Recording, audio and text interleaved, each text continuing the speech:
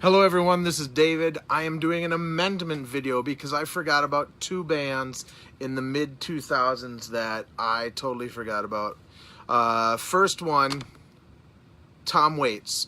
In around 95 or 94, I loved this album and then didn't get anything else by Tom Waits. In 2000, when was this? 2002, my friend Steve had Tom Waits' Blood Money and Alice, and these sparked my interest in Tom Waits. I went back and got everything up, right back to God, what's it called? Swordfish Trombones or Frank's Wild Years, but I didn't get any of the stuff from the 70s before he stopped drinking. This album is my absolute favorite, Tom Waits' Alice. As you can see, the packaging is somewhat hacked, and I usually keep this in a plastic bag that's also kind of hacked up. And then recently So I had this when it came out, and recently they remixed the whole album. So if you have this one, which it has texture on the lettering, the backs, the artwork, the back is a little bit different, but unless you have them at both in your hands, you won't tell. But as you can notice, this is smooth. This is absolutely smooth as eggs, where this has some textures in the lettering. But I highly recommend getting the remix because they added horns and a bunch of stuff. So that's the first band I forgot, or artist I forgot. And the other one, and this came out around 1999, but I did not know about them until about 2003. Tiger Lilies.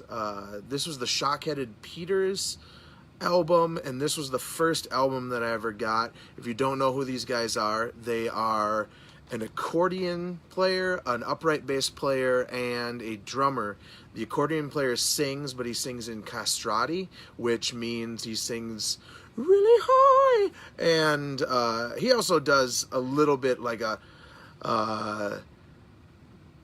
but she wasn't a lotta kind of voice. All their songs are about the dregs of life, like whores and murder and just the awful things. Shockheaded Peter was a play.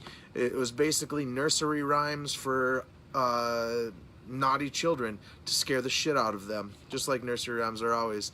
But these nursery rhymes have awful endings where the kid gets killed and his hands chopped off or whatever.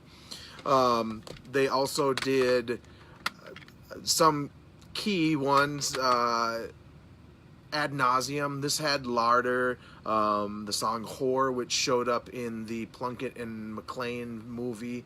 They were actually playing in a whorehouse in that movie. They also did a album with the Kronos Quartet.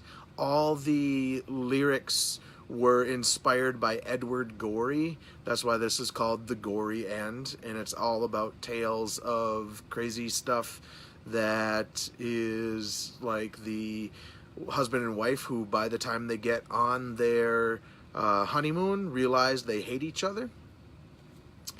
Then I got through 2005, so that's about 10 albums that they put out. They did quite a bit from 95. I think they started in around 95. These were some of the most expensive CDs that I've ever purchased because I had to order them all from England, directly from them, and they roughly are like $25 at that time. I kind of stopped at 2005 because it was kind of a law of diminishing returns. They had some good stuff on every album, but the ones after this one ended up being less exciting. So that's the Tiger Lilies and Tom Waits, which I totally forgot. Tiger Lilies, Tom Waits. So I felt that they are important, that I needed to talk about them, considering Tom Waits and Tiger Lilies were the bands or the artists that were going to spawn a project that I was going to do called Helium Francis, which was me singing songs in their kind of lyrically and higher stuff, lower stuff, but a friend of mine called it Helium Francis. It was going to be Helium Francis and the Fairly Secret Army, but I just dropped the Helium Francis portion and just went on with Secret Army, Fairly Secret Army. Yeah, there you go.